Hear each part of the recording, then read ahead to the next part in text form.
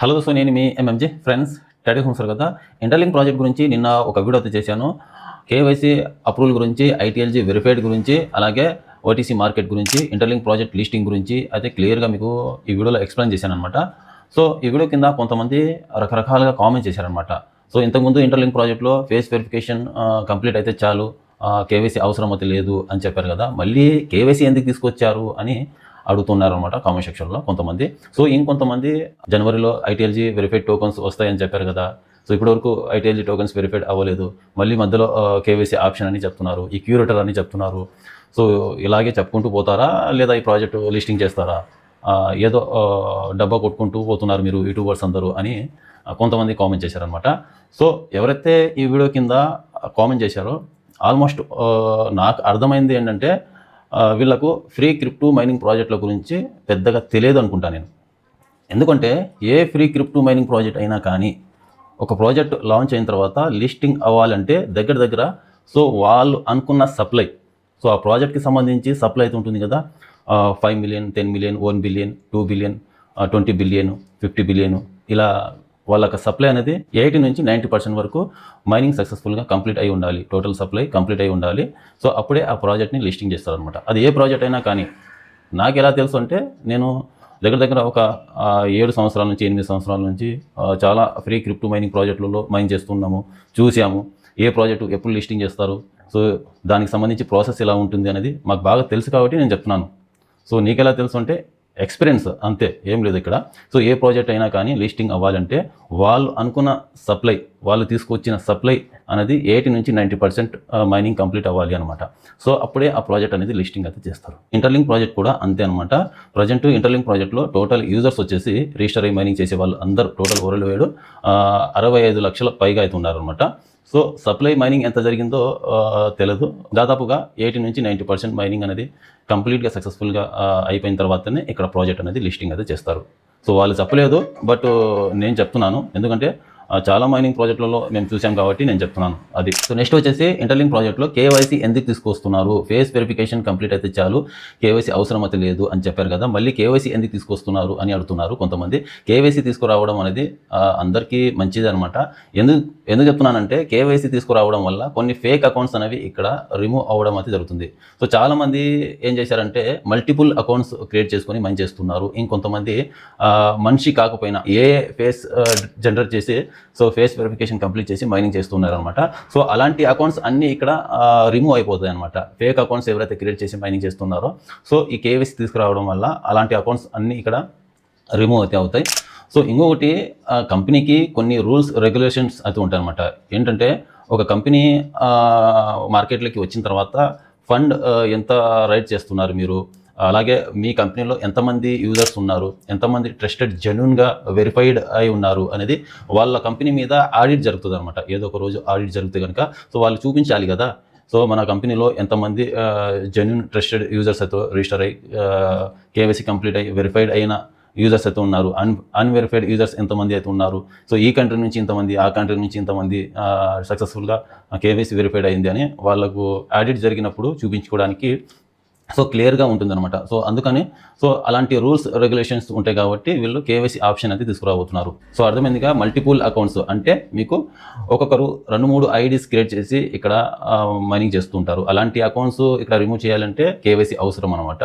So fake accounts కూడా ఉంటాయి. ఏ generate ద్వారా చాలామంది ఫేస్ వెరిఫికేషన్ కంప్లీట్ చేసుకుని మైనింగ్ చేస్తున్నారు. సో అలాంటి అకౌంట్స్ రిమూవ్ చేయాలంటే ఇక్కడ కేవైసీ అవసరం అనమాట.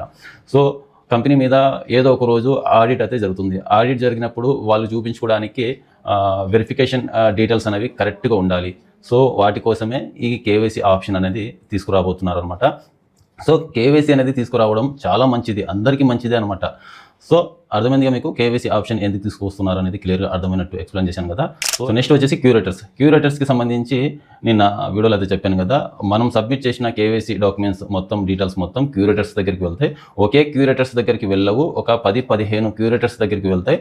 సో అందులో 9-10 మంది పాస్ చేస్తే మన కేవైసీ అనేది తొందరగా సక్సెస్ఫుల్గా అప్రూవల్ అయితే అవుతుంది. సో లేదా రిజెక్ట్ అయితే అవుతుంది. 9-10 మంది రిజెక్ట్ చేస్తే కనుక రిజెక్ట్ అయితే అవుతుంది అని నేను చెప్తే, సో దాని మీద కూడా క్వశ్చన్ చేశారనమాట కొంతమంది. సో 10-15 మంది దగ్గరికి వెళ్ళాలంటే చాలా టైం అయితే పడుతుంది. సో ఇది అయ్యే పని కాదు అని చెప్తున్నారు. ఒకరి దగ్గరికి వెళ్తే తొందరగా అవుతుంది కదా అని అడుగుతున్నారు అనమాట. ఒకరి దగ్గరికి వెళ్తే ఇక్కడ ప్రాసెస్ ఎలా ఉంటుందంటే మీకు క్లియర్గా ఎక్స్ప్లెయిన్ చేస్తాను, కాస్త వినండి. ఫర్ సపోజ్ నేను కేవైసీకి సబ్మిట్ చేశాను. సో అర్థమైందిగా, నేను కేవైసీకి సబ్మిట్ చేశాను. నా డాక్యుమెంట్స్, నా డీటెయిల్స్ మొత్తం నేను కేవైసీకి సబ్మిట్ చేశాను. సో నా కేవైసీ 48 అవర్స్ లోపు 24 అవర్స్ లోపు సక్సెస్ఫుల్గా అప్రూవల్ అయితే చేస్తాము అని ఇంటర్లింక్ ప్రాజెక్ట్ వాళ్ళు అయితే చెప్తున్నారు. మినిమం 48 అవర్స్ లోపు ప్రతి ఒక్కరు కేవైసీ అనేది అప్రూవల్ అయితే అవుతుంది అని చెప్తున్నారు. ఓకే, సో ఇక్కడ నేను కేవైసీ సబ్మిట్ చేసిన తర్వాత సో ఆ డీటెయిల్స్ ఎవరి దగ్గరికి వెళ్తాయి? క్యూరేటర్స్ దగ్గరికి వెళ్తాయి కదా. సో మీరు చెప్పిన ప్రకారం ఒకరి దగ్గరికి వెళ్తే ఫాస్ట్గా తొందరగా అయిపోతుంది కదా, 9-10 మంది అప్రూవల్ చేసే కన్నా ఒకళ్ళు అప్రూవల్ చేస్తే తొందరగా అయిపోతుంది కదా అని మీరు అంటున్నారు. కానీ ఇక్కడ నేను సబ్మిట్ చేసిన తర్వాత ఎగ్జాంపుల్గా అనుకోండి, సబ్మిట్ చేసిన తర్వాత క్యూరేటర్ దగ్గరికి వెళ్ళింది. సో మీ దగ్గరికి, వాళ్ళ దగ్గరికి, ఒకరి దగ్గరికి వెళ్ళింది. సో ఆ పర్సన్ మొబైల్ మిస్ అవ్వడం వల్లనో లేదా క్యూరేటర్కి అప్లై చేసిన తర్వాత అతనికి క్యూరేటర్ వచ్చింది అనేది కూడా అతనికి తెలియదు. అర్థమైందా? క్యూరేటర్ ఫామ్ అప్లికేషన్ ఫిల్అప్ చేసి సబ్మిట్ చేశాడు, అతనికి క్యూరేటర్ వ్యాలిడేటర్గా అప్రూవల్ అయితే చేశారు. సో అతనికి క్యూరేటర్ అయ్యాడనమాట అతను. సో నా కేవైసీ సబ్మిట్ చేసిన తర్వాత అతని దగ్గరికి వెళ్ళింది. సో అతను మైనింగ్ చేయడమే వదిలేశాడు, క్యూరేటర్ అయ్యాడు. అతను క్యూరేటర్ అయ్యాను అనేది కూడా ఆయనకు తెలియదు. నా కేవైసీ డాక్యుమెంట్స్ అతని దగ్గరికి వెరిఫికేషన్ కోసం వెళ్ళింది, నా డాక్యుమెంట్స్ అతని దగ్గరికి వెళ్ళాయి వెరిఫికేషన్ కోసం. సో అతను ఇన్యాక్టివ్ ఉన్నాడు అనమాట. 10-15 రోజుల నుంచి 20 రోజుల నుంచి ఇన్యాక్టివ్ ఉన్నాడు. సో అప్పుడు నా కేవైసీ డాక్యుమెంట్స్ ఏమవుతుంది? పెండింగ్లో పడిపోతుంది. 10-15 రోజులు 20 రోజుల పాటు అతను ఇన్యాక్టివ్లో ఉంటే నా డాక్యుమెంట్స్ ఎవరు అప్రూవల్ చేయాలి? అలాంటి పరిస్థితుల్లో నా డాక్యుమెంట్స్ ఎప్పుడు అప్రూవల్ అవుతాయి? అసలు ఆ పర్సన్, ఆ క్యూరేటర్ అనేది ఇన్యాక్టివ్లో ఉన్నాడు నెల రోజుల నుంచి, నా డాక్యుమెంట్స్ అసలు చూడలేదు. అప్పుడు నా కేవైసీ పరిస్థితి ఏంటి? అర్థమైందా మీకు? నా కేవైసీ పరిస్థితి ఏంటి? అతను చూసి అప్రూవల్ చేసే వరకు నా డాక్యుమెంట్స్, నా కేవైసీ అనేది పెండింగ్లోనే ఉంటుంది. సో నేను చెప్పినట్టు 10-15 క్యూరేటర్స్ దగ్గరికి డాక్యుమెంట్స్ వెళ్తే కనుక సో అందులో ఒక 9-10 మంది అయినా యాక్టివ్ ఉంటారు కదా. 15 మంది దగ్గరికి వెళ్తే అందులో 5 మంది ఇన్యాక్టివ్ ఉన్నా కానీ ఒక 10 మంది అయినా యాక్టివ్లో ఉంటారు. సో వాళ్ళు అయినా అప్రూవల్ చేస్తారు. సో ఆటోమేటిక్గా 48 అవర్స్లో మన కేవైసీ అనేది సక్సెస్ఫుల్గా అప్రూవల్ అయితే అవుతుంది. సో అర్థమైందిగా మీకు ఇప్పుడు క్లియర్గా? 10-15 మంది దాకా ఎందుకు వెళ్తుందంటే మా డాక్యుమెంట్స్ అప్రూవల్ కోసం. సో ఒకరిద్దరు ఇన్యాక్టివ్ ఉన్నా కానీ మిగతా వాళ్ళు అయినా యాక్టివ్ ఉంటారు. వాళ్ళు చూసి చెక్ చేసి కరెక్ట్గా ఉంటే సో సక్సెస్ఫుల్గా పాస్ చేసి మీ కేవైసీ అనేది అప్రూవల్ అయితే చేస్తారు. సో అందుకని ఏ ప్రాజెక్ట్లో అయినా కానీ ఒక వ్యాలిడేటర్ ఆప్షన్ అనేది ఇలాగే తీసుకొస్తారు. సో ఇప్పుడు ఇంటర్లింక్ ప్రాజెక్ట్లో క్యూరేటర్ అని తీసుకొచ్చారు, అంతే, ఏం లేదు. సో ఇంతకుముందు నేను కొన్ని ప్రాజెక్టులలో చూశాను, వ్యాలిడేటర్గా నేను సిద్రా ప్రాజెక్ట్లో కూడా పని చేస్తున్నాను ప్రజెంట్. సో ఒక వ్యాలిడేటర్ పని అంటే మీరు కేవైసీకి సబ్మిట్ చేసిన డాక్యుమెంట్స్, మీ డీటెయిల్స్ మొత్తం ఆ వ్యాలిడేటర్ దగ్గరికి వస్తే ఆ వ్యాలిడేటర్ అనేది చెక్ చేసి కేవైసీ అనేది పాస్ అయితే చేస్తారు. వ్యాలిడేటర్ అంటే ఇంటర్లింక్ ప్రాజెక్ట్లో క్యూరేటర్ అని అర్థం. సో అర్థమైందిగా? ఏ ప్రాజెక్ట్లో అయినా కానీ సో ఒక వ్యాలిడేటర్ ఆప్షన్ ఎలా తీసుకొస్తారంటే మీరు సబ్మిట్ చేసిన డాక్యుమెంట్స్ అనేవి ఒకరి దగ్గరికి వెళ్ళవు, ఒక 10-15 వ్యాలిడేటర్స్ దగ్గరికి వెళ్తాయి అనమాట. అందులో ఒరలివేడు, ఇది ఒరలివేడు ఎవరి దగ్గరికి వెళ్తాయో తెలియదు మాకు, ఎవరి దగ్గరికైనా వెళ్ళొచ్చు అనమాట. ఆ 10-15 మందిలో ఒక 9-10 మంది పాస్ చేస్తారు సక్సెస్ఫుల్గా. 48 అవర్స్లో 24 అవర్స్లో మనకు కేవైసీ అనేది అప్రూవల్ అయితే అవుతుంది. సో క్లియర్గా అర్థమైందిగా మీకు? వ్యాలిడేటర్ గురించి, క్యూరేటర్ గురించి, కేవైసీ సబ్మిషన్ గురించి. ఒకరి దగ్గరికి వెళ్తే ఆ పర్సన్ ఇన్యాక్టివ్ ఉంటే ఆ కేవైసీ అనేది పెండింగ్లో ఉంటుంది. ఆ పర్సన్ చూసి అప్రూవల్ చేసే వరకు ఆ కేవైసీ పెండింగ్లోనే ఉంటుంది. సో అర్థమైందిగా మీకు? ఫర్ ఎగ్జాంపుల్ సిద్రా ప్రాజెక్ట్లో నేను కేవైసీ వ్యాలిడేటర్గా పనిచేస్తున్నాను. ఆంధ్ర, తెలంగాణలో సిద్రా కేవైసీ అనేది చేయించుకోవాలనుకుంటే కనుక మా ఎంఎంజీ ఆఫీస్కి వచ్చే మీరు చేయించుకోవాల్సి ఉంటుంది. సో ఈ సిద్రా కేవైసీ యాక్సెస్ ఎవరికి వచ్చింది? పర్మిషన్ మన ఇండియాలో బీహార్ అతనికి వచ్చింది. బీహార్ అతని దగ్గర నుంచి నేను వ్యాలిడేటర్గా తీసుకున్నాను అనమాట. అతని యాక్సెస్లో ఇండియా వేస్గా ఎవరికైనా వ్యాలిడేటర్గా ఇవ్వచ్చు అతను. సో ఆ తర్వాత ఎవరైనా కేవైసీ అనేది చేయొచ్చు అనమాట. ఎవరైతే అతని యాక్సెస్లో వ్యాలిడేటర్గా పనిచేస్తారో వాళ్ళు సిద్రా కేవైసీ అనేది చేయొచ్చు. సో నేను ఆంధ్ర, తెలంగాణలో సిద్రా కేవైసీ చేయడానికి అతను యాక్సెస్లో వ్యాలిడేటర్గా పనిచేస్తున్నాను కాబట్టి నాకు పర్మిషన్ అయితే ఉంది. సిద్రా అప్లికేషన్లో కేవైసీ అప్రూవల్ ఎలా చేస్తారు వ్యాలిడేటర్ అని మీకు క్లియర్గా స్క్రీన్ డిస్ప్లే చేసి మీకు చూపిస్తాను. సో యాక్చువల్గా ఈ పర్సనల్ డేటా ఇన్ఫర్మేషన్ అనేది చూపించకూడదు యాక్చువల్గా. ఏంటంటే మీకు క్లియర్గా అర్థం అవ్వాలి అని వాలిడేటర్ పని ఎలా ఉంటుంది, ఏం చేయాలి, ఎలా కేవైసీ అప్రూవల్ చేస్తారు వాళ్ళు, మనం కేవైసీకి డాక్యుమెంట్స్ సబ్మిట్ చేసిన తర్వాత సో వాలిడేటర్ దగ్గర ఎలా వెళ్తాయి, ఎలా కనిపిస్తుంది అనేది మీకు క్లియర్గా చూపిస్తాను. సో అప్పుడైనా మీకు అర్థమైతే అవుతుంది. సో అర్థమైందిగా. ఇంటర్లింక్ ప్రాజెక్ట్లో కూడా సేమ్ అనమాట. రేపు మనం కేవైసీకి సబ్మిట్ చేసిన తర్వాత డీటెయిల్స్ కానీ ఫేస్ వెరిఫికేషన్ కానీ క్యూరేటర్స్ దగ్గరికి వెళ్తాయి. క్యూరేటర్స్ చెక్ చేసి కరెక్ట్గా ఉంటే కనుక పాస్ చేస్తారు, లేకపోతే లేదు. ఇక్కడ కూడా నేను సేమ్ అంతే అనమాట. మీ డీటెయిల్స్ కరెక్ట్గా ఉంటేనే నేను సిద్రా అప్లికేషన్లో కేవైసీ పాస్ చేస్తాను, లేకపోతే రిజెక్ట్ చేస్తాను అనమాట, క్యాన్సల్. సో ఎగ్జాంపుల్గా మీకు చూపిస్తాను, లైవ్ ప్రూఫ్ మీకు చూపిస్తేనే మీకు అర్థమైతే అవుతుంది. లేకపోతే మీరు ఫేక్ అనుకుంటారు అనమాట. ప్రతి ఒక్కరు నెగిటివ్గా ఎందుకు ఎక్కువ ఆలోచిస్తూ ఉంటారు, పాజిటివ్గా ఎవరు ఆలోచించారు అనమాట. సో అర్థమైందిగా. ఫస్ట్ నేను నా సిద్రా అకౌంట్ అనేది ఓపెన్ చేశాను. నా పేరు, user name, KYC verified, green tick mark కనిపిస్తుంది కదా ఇక్కడ. సో ఇక్కడ 3 లైన్స్ మీద క్లిక్ చేస్తున్నాను. 3 లైన్స్ మీద క్లిక్ చేసిన తర్వాత కేవైసీ పోర్ట్ అనే ఆప్షన్ ఉంది కదా, దీని మీద క్లిక్ చేయండి. ఈ ఆప్షన్ మీకు కూడా ఉంటుంది. సో ఆ తర్వాత ఈ ఇంటర్ఫేస్ కూడా కనిపిస్తుంది మీకు. ఐడెంటిటీ వెరిఫికేషన్ మీద క్లిక్ చేసిన తర్వాత సో ఇక్కడ మీరు ఏం చేస్తారు, మీ డాక్యుమెంట్స్, మీ డీటెయిల్స్ మొత్తం సబ్మిట్ చేసిన తర్వాత మీ కేవైసీ అనేది ఇలా అండర్ రివ్యూలో ఉంటుంది అనమాట. ఓకే. సో ఇలా అండర్ రివ్యూలో ఉంటుంది. మేము అప్రూవల్ చేసే వరకు, పాస్ చేసే వరకు, మీ డీటెయిల్స్, మీ identity proof, face verification check చేసి అప్రూవల్ చేసే వరకు సో మీ కేవైసీ అనేది ఇలాగే అండర్ రివ్యూలోనే ఉంటుంది.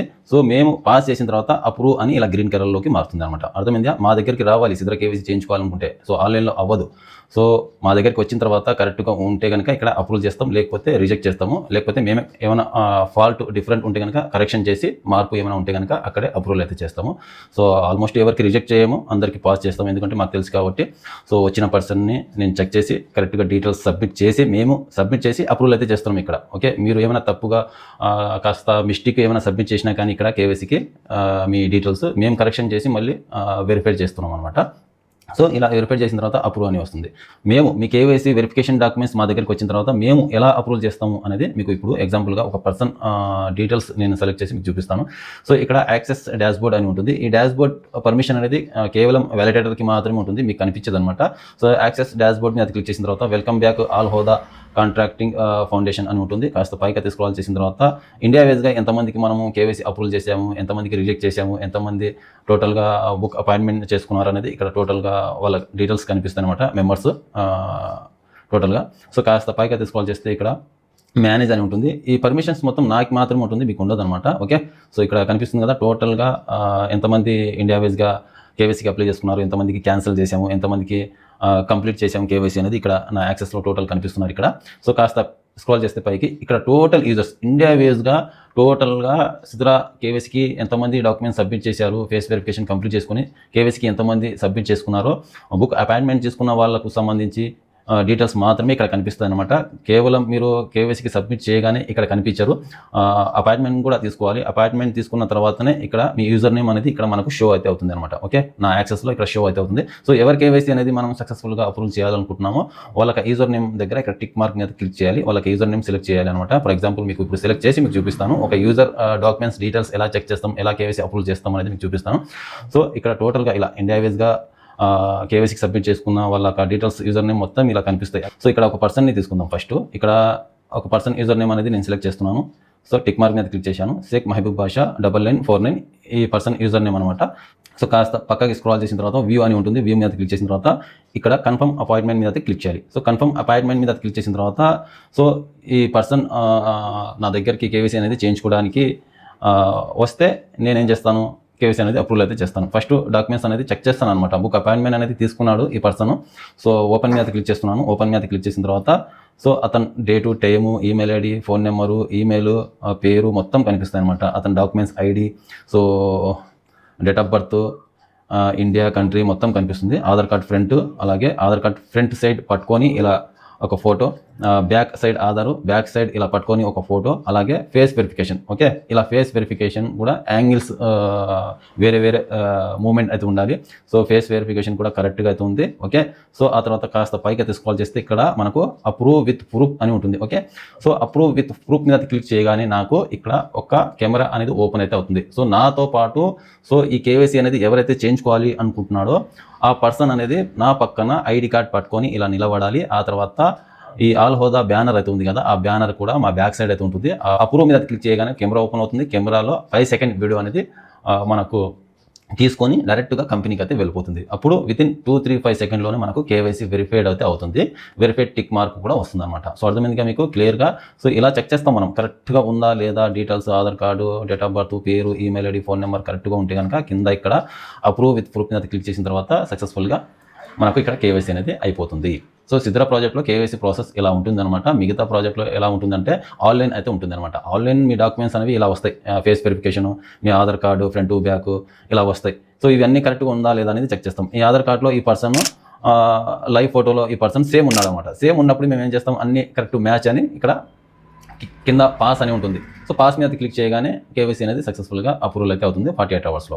సో ఇది ఒక క్యూరేటర్ చేసే పని అనమాట.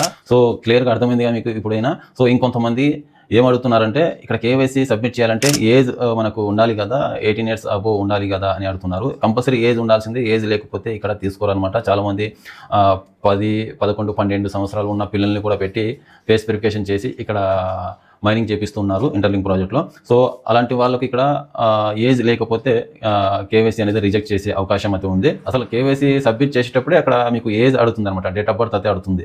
సో ఆ date of birth 18 years above ఉంటేనే తీసుకుంటుంది, లేకపోతే తీసుకోదు యాక్చువల్గా. సో వీళ్ళు ఎలా తీసుకొస్తారో ఇంటర్లింక్ ప్రాజెక్ట్లో తెలియదు నాకైతే. 18 years బిలో ఉన్నా కానీ తీసుకుంటారా లేదా అనేది చూడాలి.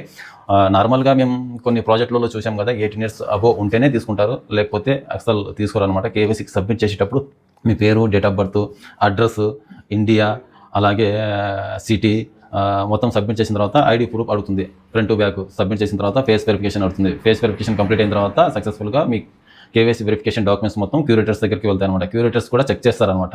ఏజ్, అడ్రస్, ఏ కంట్రీ నుంచి వచ్చింది వెరిఫికేషన్ డాక్యుమెంట్స్, ఆధార్ కార్డులో ఉన్న ఫోటో, ఫేస్ వెరిఫికేషన్లో ఉన్న ఫోటో కరెక్ట్గా ఉందా లేదా అని చెక్ చేసి పాస్ చేస్తారనమాట. సో అర్థమైందిగా, ఇందాక చూపించాను కదా నేను.